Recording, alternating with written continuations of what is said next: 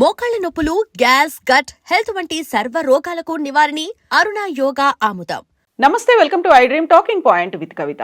వ్యోమగాముల ప్రాణాలను పణంగా పెట్టి భద్రతా చర్యలను విస్మరించి సునీత విలియమ్స్ ని అంతరిక్షంలోకి పంపించినట్టుగా నాసా అంగీకరించింది. గతంలో కల్పన చావ్లా ప్రమాదం జరిగినట్టుగా టైప్ ఏ మిషాప్ గా సునీత విలియమ్స్ కేసును కూడా ఐడెంటిఫై చేసింది నాసా. ఈ నేపథ్యంలోనే 311 పేజీల కీలకమైనటువంటి నివేదికను విడుదల చేసింది. భారత్ సంతతికి చెందినటువంటి ప్రముఖ వ్యోమగామి సునీత విలియమ్స్ అంతరిక్ష యాత్రలో తలెత్తిన తీవ్ర సమస్యలపై అమెరికా అంతరిక్ష పరిశోధనా సంస్థ నాసా కీలకమైనటువంటి నివేదికను విడుదల చేసింది. ఈ మిషన్ ను అత్యంత ప్రమాదకరమైనటువంటి టైప్ ఏ మిషాప్ గా వర్గీకరించింది. గతంలో 2003లో కల్పన చావ్లా ప్రాణాలు కోల్పోయిన కొలంబియా షటిల్ ప్రమాదాన్ని కూడా నాసా ఇదే కేటగిరీలో చేర్చింది. అంటే కల్పన చావ్లా ప్రమాదం కూడా టైప్ ఏ మిషాప్, అలాగే సునీత విలియమ్స్ కూడా టైప్ ఏ మిషాప్ కేటగిరీలో చేర్చింది నాసా. 2024 జూన్లో సునీత విలియమ్స్, బుచ్ విల్మోర్లు కేవలం 8 రోజుల పర్యటన కోసం అంతర్జాతీయ అంతరిక్ష కేంద్రం ISS కు వెళ్లారు. అయితే వారు ప్రయాణించినటువంటి స్టార్ లైనర్ వ్యోమనౌకలో సాంకేతిక లోపాలు తలెత్తడంతో దాదాపుగా 9 నెలల పాటు అక్కడే చిక్కుకుపోవాల్సి వచ్చింది. సుమారు 286 రోజుల తర్వాత 2025 మార్చి 18న వారు సురక్షితంగా భూమికి తిరిగి వచ్చారు. అయితే అంతకంటే ముందు ప్రతిసారి వారి ప్రయాణం వాయిదా పడుతూ వచ్చింది. సాంకేతిక కారణాలు, అవాంతరాల నేపథ్యంలో వారి ప్రయాణం వాయిదా పడింది. ఇక ఫిబ్రవరి 19న అంటే 2 రోజుల క్రితం నాసా విడుదల చేసినటువంటి 311 పేజీల నివేదికలో ఈ వైఫల్యానికి గల కారణాలను వివరించింది. ప్రయోగం జరిగినటువంటి వెంటనే నౌక ప్రొపల్షన్ వ్యవస్థలో సమస్యలు, 5 థ్రస్టర్లు పనిచేయకపోవడం, హీలియం లీకేజీలు వంటివి తీవ్రమైన సాంకేతిక లోపాలను గుర్తించింది. అంతేకాదు భద్రతా హెచ్చరికలను పక్కన పెట్టింది. మిషన్ ని గడువులోగా పూర్తి చేయాలనే ఒత్తిడితో అధికారులు ముందుకు సాగడం పెను తప్పిదమని నివేదిక స్పష్టం చేసింది. యాక్చువల్గా తీసుకోవాల్సినటువంటి టెక్నికల్గా ఎలాంటి ఎర్రర్స్ లేకుండా జాగ్రత్త పడాల్సినటువంటి అవసరం ఉండే, దాన్ని పక్కన పెట్టి అనుకున్న డేట్కే వీళ్ళిద్దరిని పంపించాలనే నిర్ణయంతో నాసా ముందుకెళ్ళింది అనేది ఈ రిపోర్ట్ సారాంశం. ఈ ఘటనలో ప్రాణ నష్టం జరగకపోయినా $200 మిలియన్ పైగా ఆర్థిక నష్టం వాటిల్లడంతో నాసా దీనిని తీవ్రంగా పరిగణించింది. కల్పన చావ్లా గతంలో 2003లో ప్రమాద సమయంలో ఇంజనీర్ల సూచనలను మేనేజ్మెంట్ పట్టించుకోకపోవడం వల్లే విపత్తు జరిగిందని, మళ్ళీ ఈసారి అదే ప్రమాదం కల్చరల్ బ్రేక్ డౌన్ పునరావృతం అయ్యేది అనేది విచారణ కమిటీ తేల్చి చెప్పింది.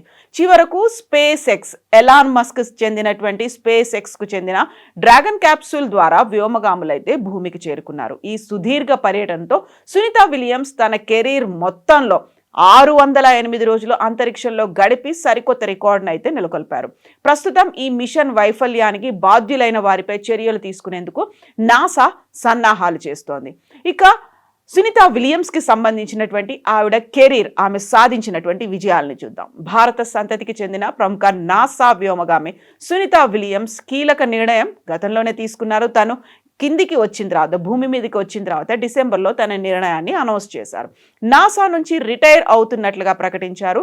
అయితే అది గత ఏడాది, ఇప్పుడు మనం 2026లో ఉన్నాము, బట్ 2025 డిసెంబర్ 27 నుంచే అది అమల్లోకి వస్తుందని తాజాగా నాసా కూడా పేర్కొంది. నేషనల్ ఏరోనాటిక్స్ అండ్ స్పేస్ అడ్మినిస్ట్రేషన్లో వ్యోమగామిగా వ్యవహరిస్తున్నటువంటి సునీత విలియమ్స్ తన బాధ్యతల నుంచి తప్పుకున్నారు. 2025 డిసెంబర్ 27 నుంచే తాను రిటైర్మెంట్ తీసుకున్నట్లుగా ప్రకటించారు సునీత. ఓహియాలో పుట్టినటువంటి సునీత తండ్రి దీపక్ పాండ్యా భారతీయుడు. గుజరాత్కి చెందినటువంటి దీపక్ పాండ్యా అమెరికన్ అయినటువంటి ఊసులైన్ బోనీని పెళ్లి చేసుకున్నారు. అక్కడే సునీత విలియమ్స్. వీరికి 1965 సెప్టెంబర్ 19న సునీత విలియమ్స్ అక్కడే జన్మించారు. ఇక 1998లో నాసాలో చేరిన సునీత విలియమ్స్ 27 ఏళ్ల కెరీర్లో 9 సార్లు స్పేస్ వాక్ చేశారు. మొట్టమొదటిసారిగా స్పేస్లోకి అడుగుపెట్టిన సమయంలో తనతో పాటుగా ఒక జెండాను, ఒక సమోసాను కూడా తీసుకెళ్లారు. తన తండ్రి భారత్కి చెందినవాడు కావడంతో ఇండియాకు ప్రతి చిహ్నంగా, ఇండియాకి రిప్రజెంట్ చేస్తున్నట్టుగా సమోసాను తీసుకెళ్లినట్టుగా గతంలోనే సునీత ప్రకటించారు. 2024 జూన్ 5న సునీత మరో వ్యోమగామి బుచ్ విల్మోర్లు కలిసి వారం రోజుల రోదసి యాత్ర కోసమని బయలుదేరారు. అయితే సాంకేతిక సమస్య వల్ల దాదాపుగా 9 నెలల పాటు అంతరిక్షంలోనే ఉండిపోవాల్సి వచ్చింది. దీంతో ఈ అంతరిక్షయానం ప్రపంచవ్యాప్తంగా అందరి దృష్టిని ఆకర్షించింది. సునీత మొత్తంగా 608 రోజులు అంతరిక్షంలోనే గడిపారు. దీంతో కెరీర్లో 9 సార్లు స్పేస్ వాక్స్ చేసిన రికార్డ్ నెలకొల్పింది సునీత. 62 గంటల 6 నిమిషాలు అంతరిక్షంలో నడిచి అత్యధిక సమయం స్పేస్ వాక్ చేసిన మహిళగా కూడా ఆవిడ రికార్డు క్రియేట్ చేశారు. 2007 ఏప్రిల్ 16న మొదటిసారి సునీత విలియమ్స్ స్పేస్లో తొలి మ్యారథాన్ లాగా కూడా పరిగెత్తారు. అంతరిక్షంలో మ్యారథాన్ పరిగెత్తినటువంటి మొట్టమొదటి వ్యక్తిగా చరిత్ర సృష్టించారు. మొత్తానికైతే నాసా చాలా కాలం తర్వాత 9 నెలలు సునీత ఎందుకు అక్కడ గడపాల్సి వచ్చింది అనే దాన్ని అంగీకరిస్తూనే పరోక్షంగా టైప్ ఏ మిషాప్గా దీన్నైతే అభివర్ణన ఇచ్చారు.